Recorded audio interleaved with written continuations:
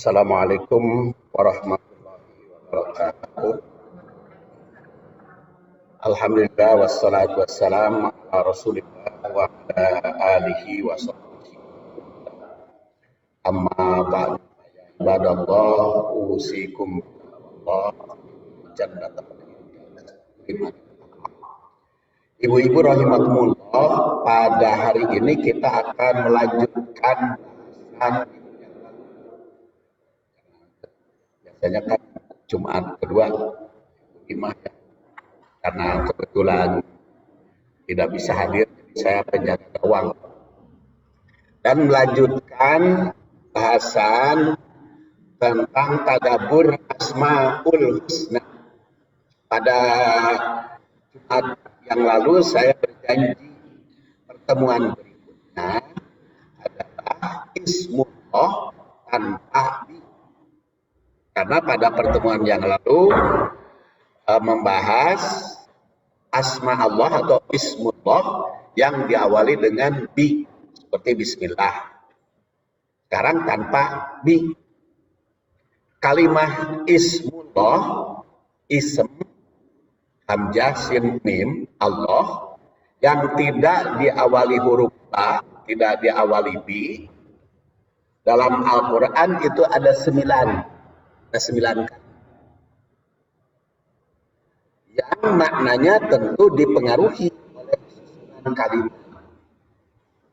Ayat-ayat tersebut tentu bisa ditadaburi dan apa maknanya.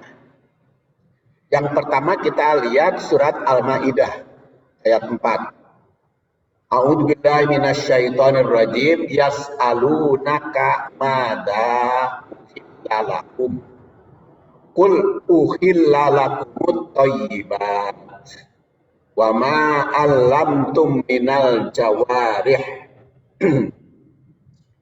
mukallibina tu'allimunahunna mimma 'allamakumullah fakulu mimma amsakna 'alaikum wadhkurusmallah. Nah, itu yang kita garis bawahi, yaitu ismallah. Wadhkuru ismallah asalnya. Jadi karena diwasal jadi wadhkurusmallah. Karena alifnya atau hamzahnya hamzah wasal. Ismallah itu seperti bismillah itu asalnya bi ismillah. Karena i-nya diwasal jadi bismillah. Jadi wadhkuru ismallah alaih. Maka dibaca wadhkurus mallah alaih. Kalau tanpa wawu mah mufrad jadi wadhkuri, tapi karena ini ada wawu jadi wadhkuru. Wadhkurus mallah alaih. Wattaqullah innallaha, sungguhnya Allah sari'ul hisab. Itu surat Al-Maidah ayat 4. Mereka bertanya kepadamu, hai Muhammad, yas'alunaka, mereka bertanya kepadamu, apakah yang dihalalkan bagi mereka? Katakan, yang dihalalkan bagimu adalah makanan-makanan yang baik dan buruan yang ditangkap oleh binatang pemburu yang telah kamu latih untuk berburu, yang kamu latih menurut apa yang telah diajarkan Allah kepadamu. Maka makanlah apa yang ditangkap untuk. Dan wadhkurusmallah yang kita garis bawahi, sebut nama Allah waktu melepas si pemburu. Bertakwalah kepada Allah, sungguhnya Allah Subhanahu wa taala sangat cepat perhitungan. Surat Al-Maidah atau surat 5 ayat 4. Di sini bisa kita tadaburi perkataan ismallah ini itu dalam bentuk nasab isma. Karena nasab itu di dalam kedudukan kalimat itu namanya apa? Masuk kepada objek. disebut Ismallahnya itu mereka menyebut Ismallah,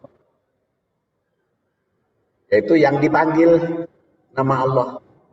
Ini menunjukkan bahwa untuk menghalalkan suatu sembelihan mesti menyebut nama Allah.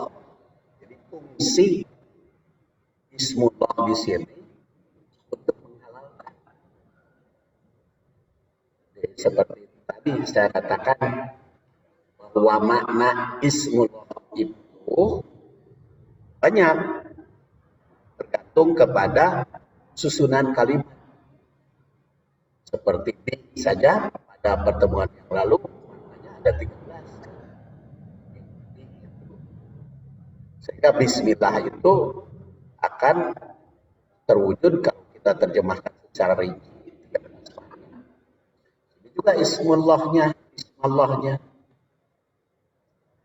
Dan ini berkaitan dengan penghalalan sembelihan. Mesti menyebut asma Allah. Secara historis, ayat ini turun berkaitan dengan kedatangan seorang sahabat Rasul menanyakan hukum memakan hewan buruan yang menggunakan anjing pemburu. Kalau berburu hewan, zaman baheula ya, zaman berburu sama pakai anjing. Kalau itu pakai anjing pemburu kan, baheula makan belum ada senjata, belum ada pistol, belum ada bedil, jadi pakai hewan pemburu seperti anjing pemburu. Anjing tungkulnya menjadi pemburu. Tawa ucing ayam, anjing pemburu, anjing ya, anjing pemburu. Jadi secara historis sahabat itu bertanya kepada Rasul tentang hewan yang diburu dengan menggunakan anjing pemburu yang terlatih. Maka Rasul tidak menjawab.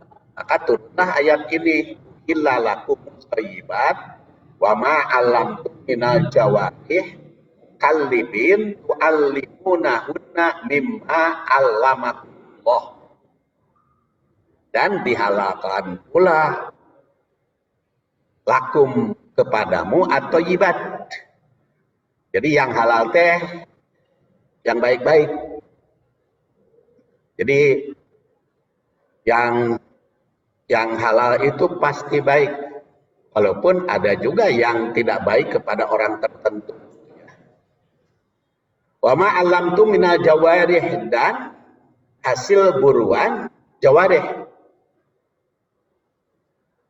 Kalibin, yaitu anjing pemburu, tu'allimunahunna, yang kamu beri pelajaran, mimma Allah,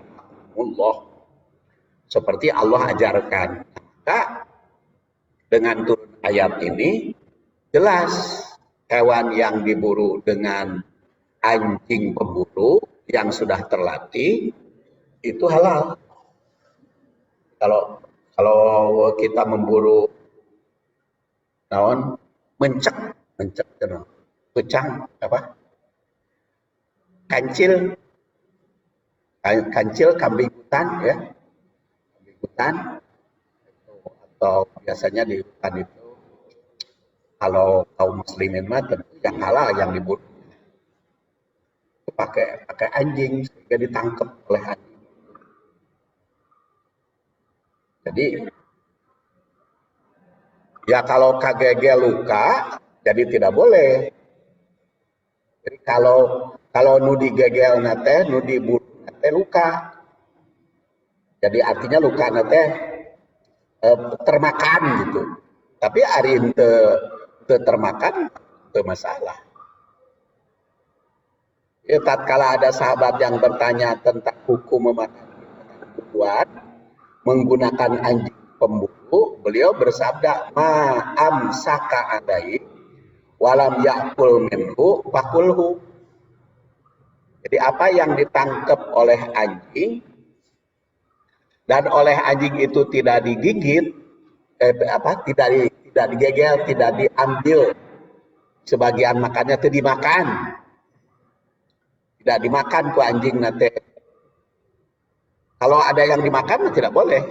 Jadi kalau dia menangkap, menggigit, tapi tidak ada yang dimakan oleh dia sedikit pun, fakulhu. Wa inna dakatahu akhduhu, karena mencit nate pakai anjingnya, mencit nate pakai anjing itu, anjing pemburu itu. Kalau si pemburunya tidak makan buruan. Fa in wajadta indahu kalban kita ayat. Tapi kalau menemukan anjing yang lain, boleh jadi dimakan oleh yang lainnya.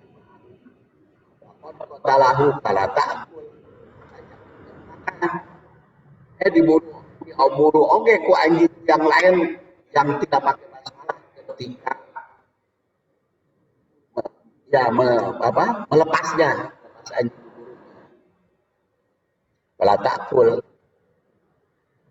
Innama dzakartasmallah ala qalbika, yang disebut nama Allah pada anjingmu. Jadi kalau kita mengecarkan, melepaskan anjing pemburu dengan ucapan bismillahirrahmanirrahim, niat menyembelih, ya kemudian ditangkap oleh anjing itu dan tidak ada yang dimakan sedikit pun, maka boleh kita makan. Tetapi ternyata ada juga anjing lain gitu. Eta mah bisi beunangna ku anjing lain. Kalau ragu mah jangan. Karena walam tadkurhu ala ghairi. Bisa saja anjing lain yang menangkapnya yang tidak pakai basmalah.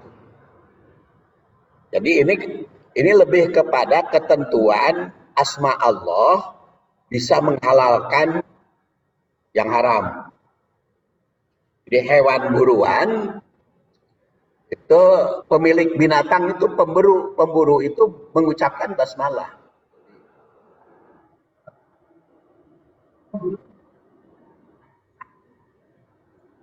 Iya, kalau si anjingnya si binatangnya tidak cedera sedikit pun, tidak ada yang dimakan, karena dipencit ku anjing dan tidak dimakan oleh anjing. Iya, halal. Karena asal bismillahirrahmanirrahim. Makanya Rasul bersabda, "Idza arsalta kalba", apabila kau mengutus anjing, fadkur ismallah, harus membaca basmalah ketika ngencarkeun anjing nanti. Fa in amsaka alai fa adrokathu hayyan fadbahhu, kalau menangkap dalam keadaan hidup, wa in adroktahu, dan apabila kamu tangkap, kalau kamu dapatkan kodkot walam yakul, dan tidak ada yang dimakan oleh si anjing tersebut, akul, boleh dimakan. Kalau tidak ada yang dimakan oleh anjing. Wa in wajadta ma'akal bika kalban goyru akon kota. Tapi kalau ternyata si anjing nanti ditangkap anjing yang anit, bukan yang pakai basmalah, satu lagi tong sabab bisi dimakan bisi ditangkap kudu teu basmalah. Fa innaka la tadri, karena kamu tidak tahu ayyuhuma qatalahu, mana yang matinya.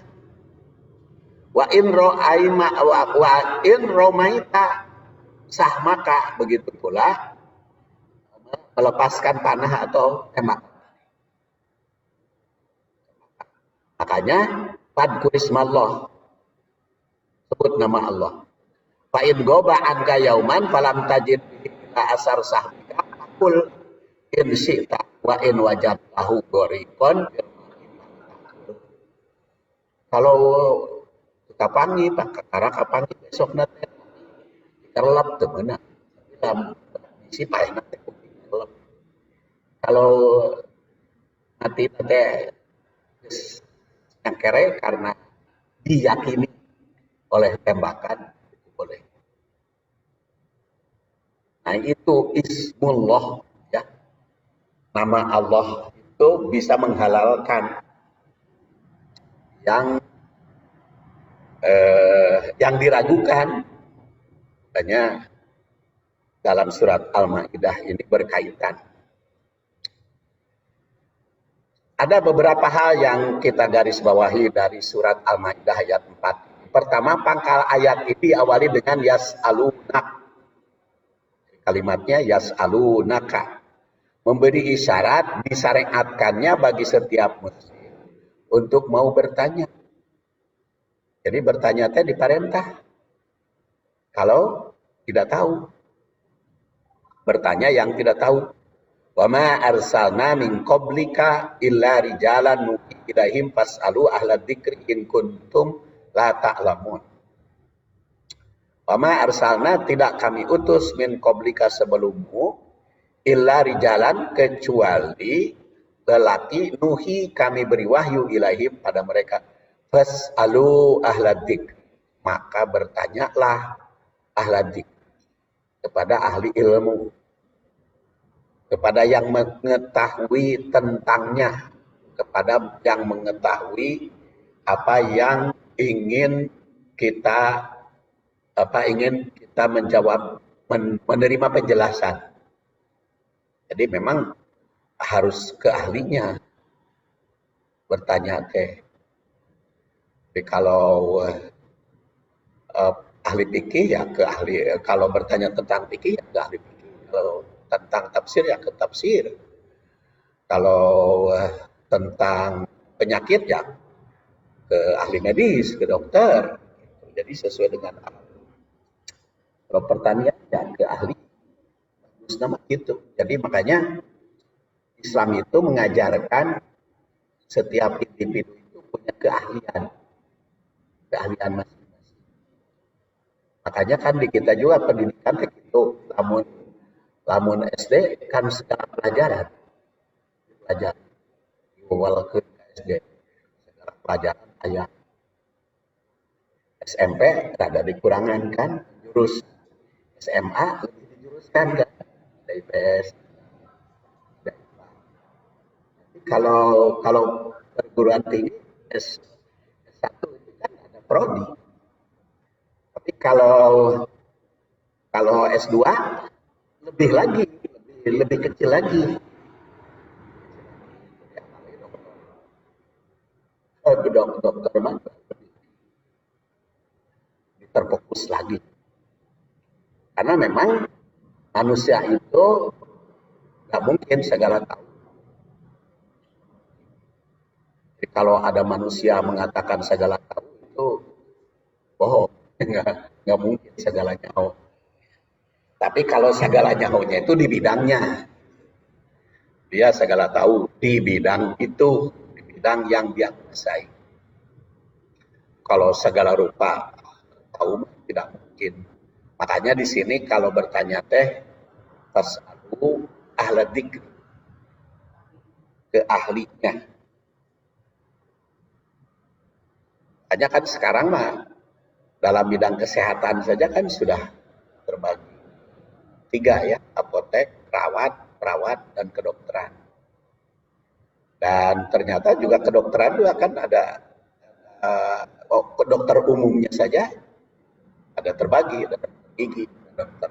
Mungkin nanti mah dokter umumnya juga ada spesifikasi lama-kelamaan. Kan dulu mah keperawatan bagian dari fakultas kedokteran. Jurusan keperawatan sekarang makan fakultas keperawatan. Sudah bisa. Karena semakin diperdalam ilmu teh semakin istilahnya itu semakin dalam gitu. Quran juga kan begitu. Semakin diperdalam, semakin jauh gitu sih nanti, semakin pro, semakin masih kena loba geuning nu can kanyahoan. Quran juga begitu. Ilamun saliwat mah kita maca terjemah we. Maca terjemah we depan we gitu, maca terjemah depan. Oh, artinya teh eta. Tapi kalau baca terjemah yang lain beda lagi kan maknanya. Dulu pernah saya bahas Wan Naji Anti Gorko sampai 7 maknanya. Seperti sampai 13. Fas'alu ahla dzikri. Kemudian yang B, makanan hewan buruan yang dihalalkan yang baik-baik. Dan yang diharamkan adalah yang buruk, kotor. Artinya tadi kalau digigit anjing teh aya nu sacuil gitu dimakan jadi. Oleh karena itu pilihlah yang halal agar menyehatkan lahir dan batin serta bebas dari dampak negatif. Kemudian C, dihalalkan memburu hewan dengan menggunakan binatang terlatih seperti anjing pemburu. Ada burung lagi, burung penangkap ya, atau yang lainnya dengan syarat-syarat. Pertama syaratnya membaca basmalah ketika melepas binatang pemburu. Kedua, binatang pemburu yang terlatih sesuai dengan etika pemburu. Hewan yang ditangkap oleh itu tidak dimakan sedikit binatang pemburu. Itu ada burung juga yang diutus sebagai pemburu. D. Jika binatang pemburu itu dibantu dengan yang lain yang dikhawatirkan tidak jelas mana yang menangkap, hewan menangkap tidak bisa dikonsumsi. Kalau dibantu oleh hewan lain memburunya. Kemudian dibolehkannya memelihara, melatih dan mempergunakan tenaga hewan peliharaan untuk memburu, melacak dan menjaga keamanan manusia. Ayat ini juga memberi isyarat dibolehkannya memelihara anjing pemburu, pelacak atau penjaga keamanan.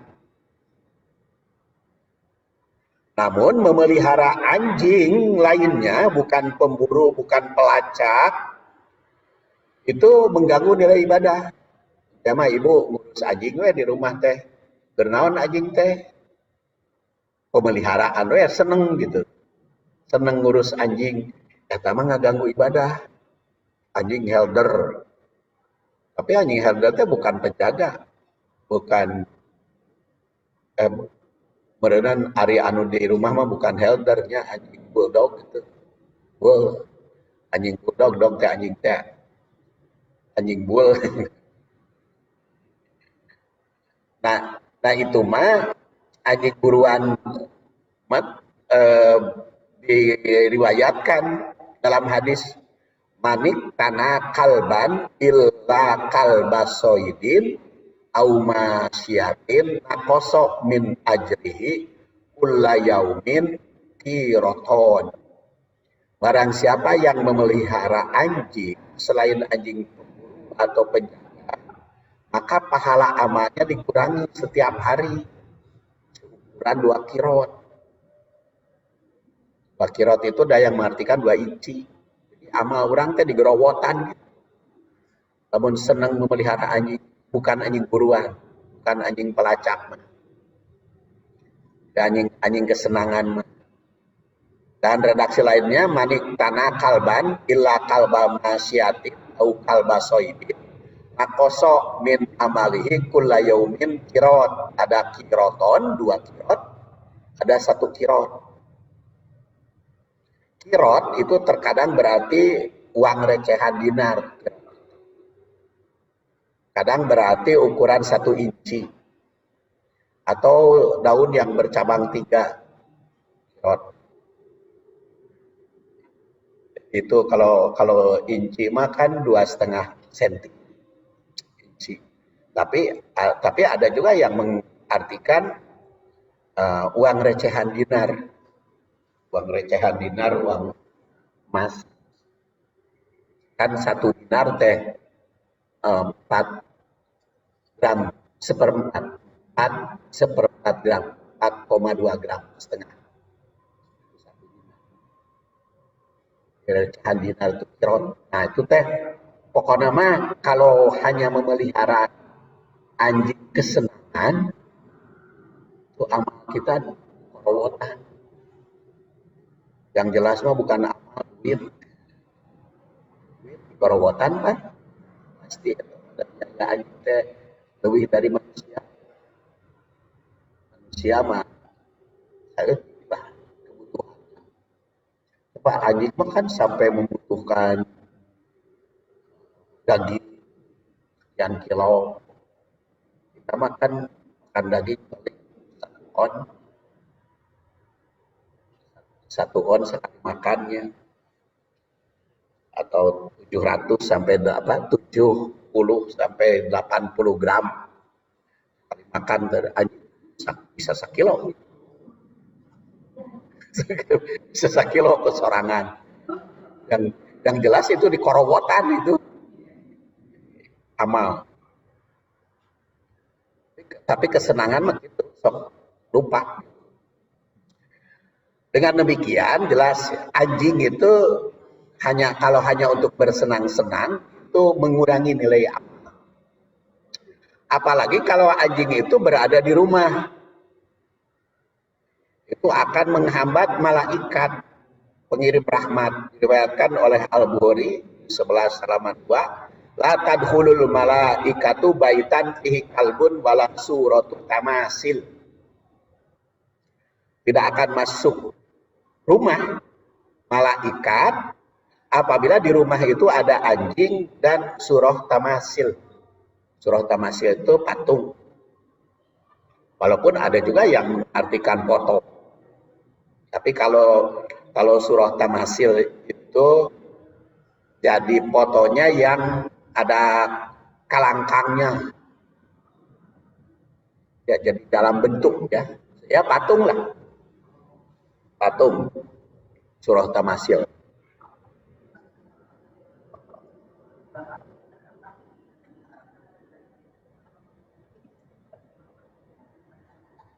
Ya, memang itu bisa dipahami beda-beda. Bisa dipahami beda-beda. Jadi ada yang mengartikan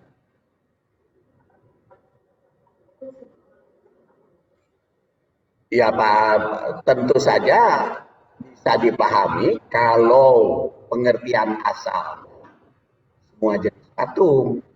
Walaupun ada yang mengartikan patung yang biasa disembah atau biasa disembah oleh pihak lain.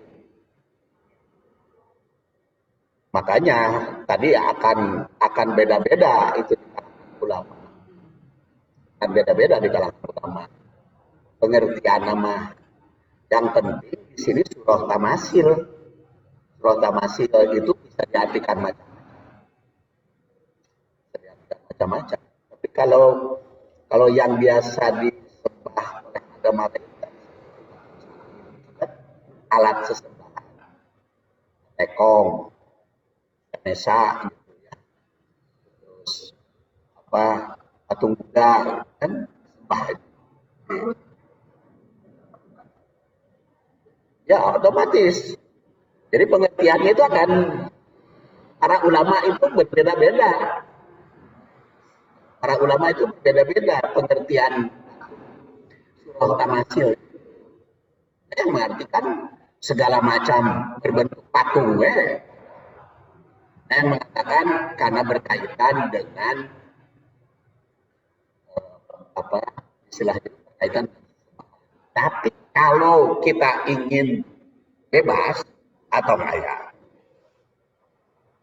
ayah berbentuk patung, kalau kita ingin bebas kan tetap ragu. Kita kasut nukia atau henteu kan? Kasut nukia atau henteu. Tetap aja berbeda-beda.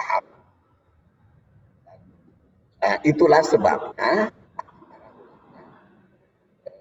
memahami memahami hadis itu beda-beda. Tapi kalau ingin selamat, tong dipajang. Jadi kalau ada kenang-kenangan di Cina, mereka patung cucunya tong dipajang nih. Kenang-kenangannya disimpan. Tapi yang jelas, apa yang dilihat itu berpengaruh kepada hati. Sekarang begini aja Bu, kenapa di Jawa seperti di Jogja gitu ya, adat itu terpelihara dibanding dengan Jawa Barat, dengan Bandung. Bandung itu kan adat Bandung asli itu nggak terpelihara, nggak lestari. Coba kalau adat Jogja, adat Bali, adat Cirebon, itu terpelihara. Salah satu penyebabnya banyak patung di situ.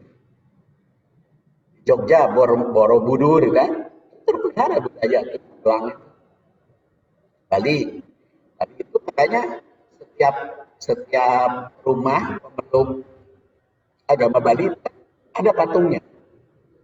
Makanya terpelihara di Cirebon karena ada itu apa Sunan gitu. Patungnya. Kalau di Bandung kan tidak punya monumen-monumen negara itu, maka berubah budaya itu gampang. Makanya ulama Saudi mah anu anu diperkirakan tidak ada syariah itu dibuang, dihancurkan. Sok di sekitar Masjidil Haram, rumah Abu Bakar, kan jadi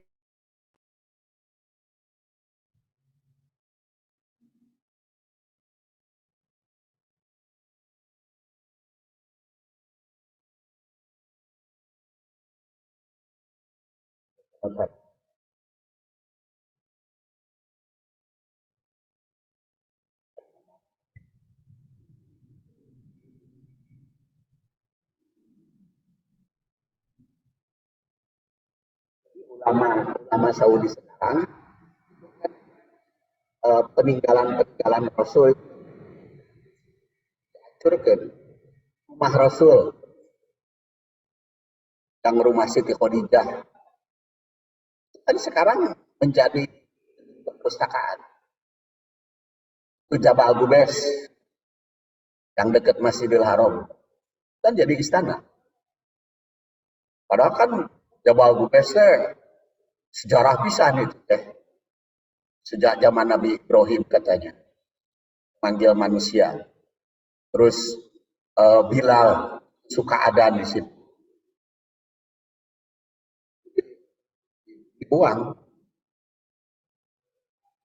Karena, walaupun banyak yang diprotes gitu oleh ulama-ulama dunia. Karena eh, bekas-bekas sejarah itu hilang. Sok ayeuna upami urang ka Mekah mana rumah Abu Bakar kan eta tempat sejarah. Mana rumah Abdul Arkom kan sejarah didirikannya sekolah pertama oleh Rasul. Kan ketika ditanya ke orang Arab, Rasul, Rasul nggak ada katanya. Kan rumah Rasul juga di Madinahnya juga sudah ada. Gitu. Karena ulama-ulama Saudi takut atau khawatir memberkahkan berkah. Ya sering banyak banyak dan dan memang kaum muslimin juga kalau mengajarkan sejarahnya suka melenceng gitu karena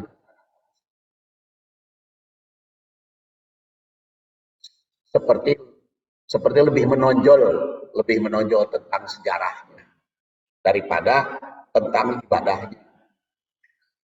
Dan kalau kita Kalau kita telusuri bacaan-bacaan dari Rasul, kan nggak ada jumroh itu melempar setan. Kan doa jumroh itu Allahu Akbar. Nah, ayah rojman lisayatin. Itu mah karangan ulama. Rojman lisayatin. Jadi kalau lempar jumroh itu Allahu Akbar.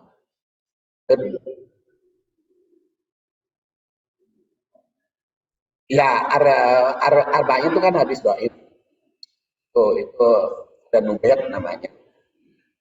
Lihat makanya kan karena ditonjolkan tentang hadis arba'in, jadi anu gelombang pertama lo anu gareri karena kecapean.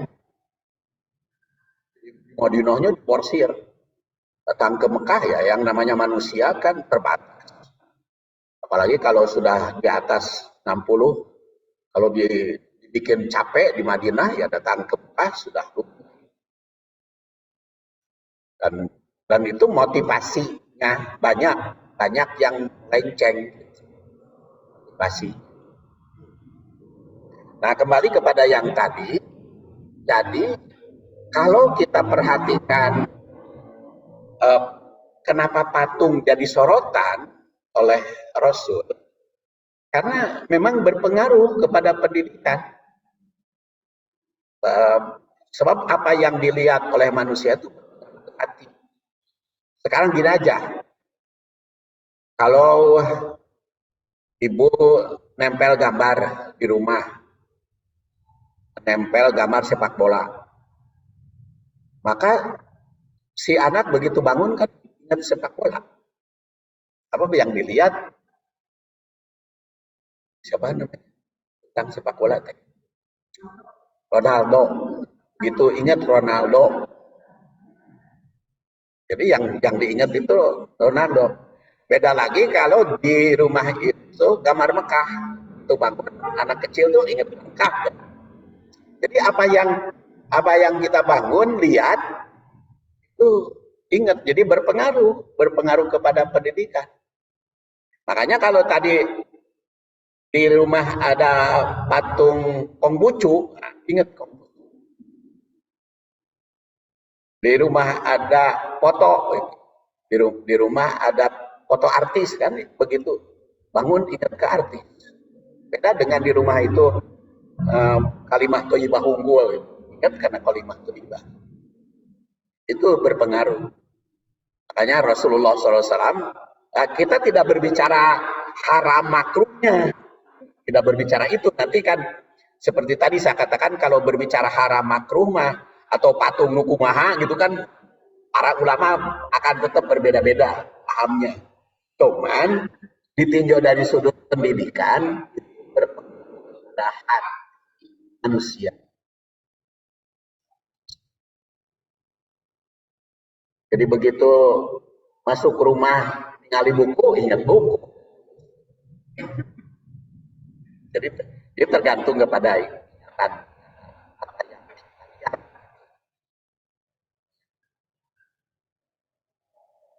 Jadi jika malaikat tidak mau masuk, itu malaikat pembawa rahmat, bukan malaikat rokib atid. Rokib atid itu catat. Malaikat rahmat tidak mau masuk rumah yang terdapat anjing dan patung, maka rumah tersebut tidak akan mendapat berkah. Oleh karena itu, jika rumah ingin mendapat berkah, mesti bebas dari patung dan anjing. Seperti tadi saya katakan, patungnya beda-beda. Seperti dari anjing beda-beda. Kalau patung makan sampai kayak boneka beda-beda. Hak saja memahami perbedaan di memahami ada yang pahami baik. Sabda Rasul ini menginformasikan bahwa malaikat tidak mau memasuki rumah yang memelihara anjing di rumahnya dan menyembelihkan patung. Dengan demikian, memelihara anjing di rumah dan menyimpan patung sama dengan mengusir malaikat. Kan alimun malaikat rahmat teh. Malaikat yang tidak mau masuk ke rumah, demikian itu adalah pembawa rahmat. Telah diakui oleh para ilmuwan bahwa bergaul secara dekat dengan anjing itu mendatangkan pengaruh negatif. Kalau anjing jelas ada pengaruh negatif.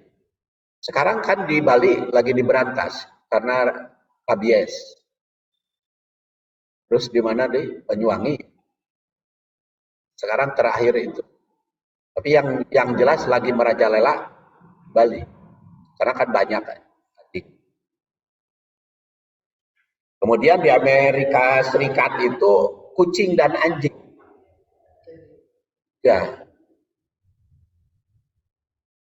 Diperkirakan sekitar 2% dari anjing cedera yang berhubungan dengan kecelakaan biasa dirawat di rumah sakit. Penelitian yang sama menemukan bahwa keterlibatan anjing dalam kecelakaan dan sulit untuk dihitung. Kecelakaan di jalan itu mengakibatkan anjing lebih sering mencederai pengemudi. Dan belum lagi telur toksoma, toksocara, kemudian juga ada di Amerika Serikat itu sampai 10 kasus infeksi. Itu anjing itu cukup, ya. Kemudian kematian akibat gigitan anjing terjadi di Amerika itu pada tingkat 1/4 juta anjing di Amerika. Sekarang di Indonesia sudah terjadi. Anjing, ya. Kemudian di Inggris antara tahun 2003-2004 ada 5.868 serangan anjing pada manusia. Mengakibatkan banyak pekerja di Inggris cuti. Makanya Rasulullah SAW diriwayatkan dari Abu Hurairah, man amsaka kalban fa innahu yanqusu kulla yaumin min amalihi qirat illa kalba harsin au masyah. Barang siapa yang memelihara anjing, maka berkurang nilai amalnya tiap hari qirat, kecuali kalba harsin au masyah. Anjing harus dan anjing penjaga. Kemudian ayat dan hadis ini memberikan gambaran bahwa asma Allah dalam segala aspek kehidupan itu mesti terucap pilihan. Kedua, asma Allah menentukan halal dan haramnya memelihara sembelihan dan buruan. Bisa halal bisa haram hanya dengan tidak menyebut nama Allah. Ya, yang dihalalkan bukan hanya yang baik, tapi juga berhubungan dengan ritual. Bukan hanya baik, kirimnya, kita bagaimana caranya. Haram itu bisa karena ada cara, bisa jenis. Kalau jenis seperti babi, jenisnya darah itu darah yang mengalir. Kalau darah yang nempel mah dinadaki. Ya, jadi kalau menyembelih hewan, nah darah mengalirnya ditandakan eta. Tapi lamun setelah disembelih aya darahan seperti di hati dilipat, tidak apa-apa itu. Kemudian yang keempat, bukan hanya ritual yang menentukan kehalalan, tapi juga latar belakang penyembelihan, latar belakangnya. Jadi walaupun menyembelihnya pakai bismillah, tapi kalau latar belakangnya menyembelih berparepeh, tidak boleh. Parepeh teh naon? Tumbal. Tumbal. Ini kan ada itu tumbal untuk nyirorok itu untuk apa? Bangun, bangun. Menyembelihnya bismillah, tetapi latar belakangnya puluhnya di kubur. Untuk parepeh, untuk tumbal, itu semuanya tidak boleh dimakan oleh kita. Karena latar belakangnya.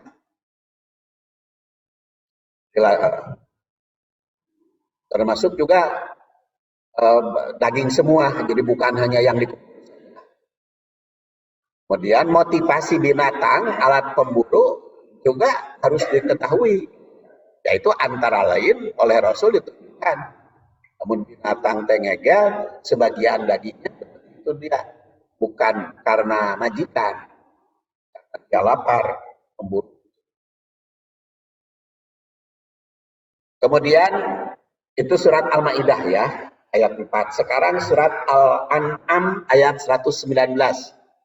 Fakulu mimma durikirosmullah alaihi in kuntum di ayat. Yang kita pelajari kan ismullah itu. Fakulu makanlah mimma durikirosmullah, apa yang in kuntum di ayat, kalian iman. Jadi lamun iman udah makan daging. Kesimpulan apa? Kesimpulan ringkas doang. Iman kudu daek makan daging. Kalimah ismullah pada ayat ini berbentuk ismu ya. Kalau isma nasab, kalau ismi jar. Itu kata itu. Karena berkedudukan naib fa'il dari kalimat dukiro yang berarti disebut. Ayat ini diawali perintah agar setiap mukmin baik memakan ikan. Alamun vegetarian, kalau di dalam Islam vegetarian boleh enggak? Jawabannya gimana ini?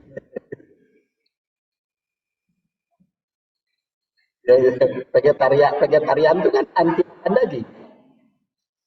Jadi kalau bagaimana hukumnya vegetarian menurut Islamnya? Jawabannya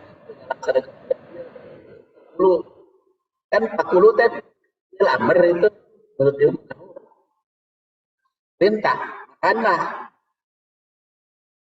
makanlah madu kiro. Ayat ini diawali perintah agar setiap mau memakan sembelihan yang disebut nama Allah. Ayat ini bila dipahami secara mantu atau tersurat, maka berisi perintah agar setiap mukmin mau hewan yang dengan menggunakan asma Allah. Jadi jelas bila hewan ternak disembelih dengan nama Allah mesti dimakan. Berapa banyak memakan hewan sembelihan itu? Tentu saja tergantung kepada kondisi fisik.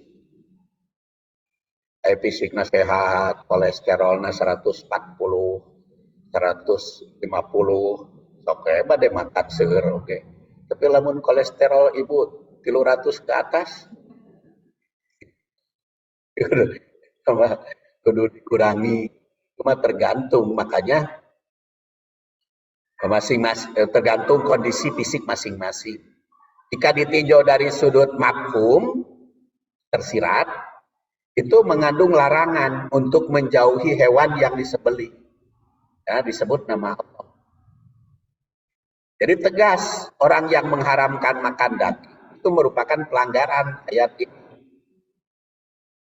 Tegaslah vegetarian itu tidak dikehendaki oleh syariah Islam. Bahan makanan hewan adalah sumber makanan yang dihasilkan dari hewan yang dapat dikonsumsi oleh manusia. Bahan pangan hewan dikenal sebagai sumber protein dan lemak. Kandungan protein dalam bahan pangan hewan itu terbilang tinggi dan dapat berperan untuk membantu meningkatkan kesehatan dan kecerdasan. Protein dalam bahan pangan hewani memiliki kandungan asam amino. Itu lebih lengkap, ya. Lebih lengkap dibanding nabati. Kandungan protein dalam bahan pangan hewani dapat lebih mudah untuk dicerna dan diserap oleh tubuh. Protein hewani ini dapat bermanfaat untuk memperbaiki dan membangun jaringan yang tubuh manusia. Selain mengandung berbagai nutrisi lain seperti vitamin B12, vitamin D, C, dan asam lemak omega 3. Tapi dalam ayat ini ditegaskan fakulu mimma. Nah, fakulu mimma dukiro, makanlah dari atau sebagian dari mimma itu, perkataan mimma itu berasal dari kata min dan ma. Min itu sebagian. Jadi yang mengandung arti sebagian. Makanya kurban juga itu terbagi 5 kurban itu. Dagingnya. Pertama dimakan di tempat, kedua dimakan oleh yang kurban, ketiga disedekahkan, keempat dihadiahkan kepada tetangga, kepada siapa saja yang mau, kelima disimpan. Kurban itu harus disimpan pula seep sekali. Jadi 5 bagian kurban. Bedanya kalau sedekah kepada orang miskin, kepada yang butuh, kalau hadiah mah kepada siapa saja. Jadi itu kan di dalam Al-Quran 40.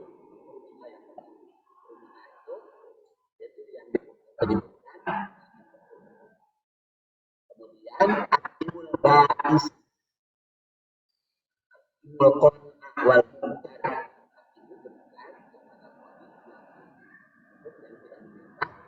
Anu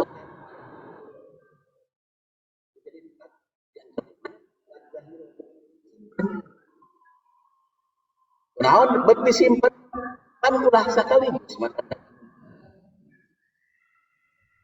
kudu aya kudu disimpen ulah sekaligus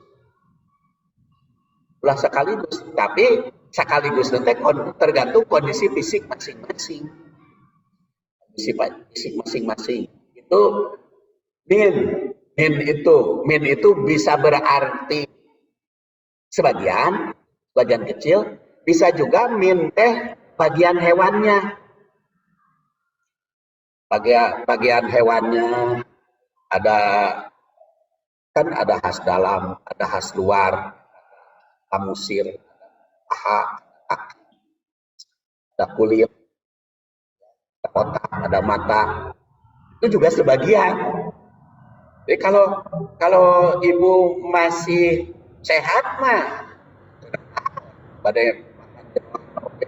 masih kayak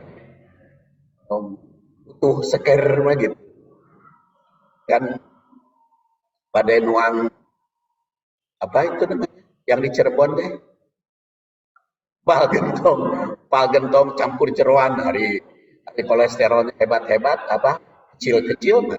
Jadi makanya min maduki Rasulullah. Jadi min itu bisa bagian dagingnya, bisa sebagian dimakan, bisa juga sawareh gitu. Makannya. Ulah disakalikeun. Makanya wadahiru. Dahiru itu disimpan.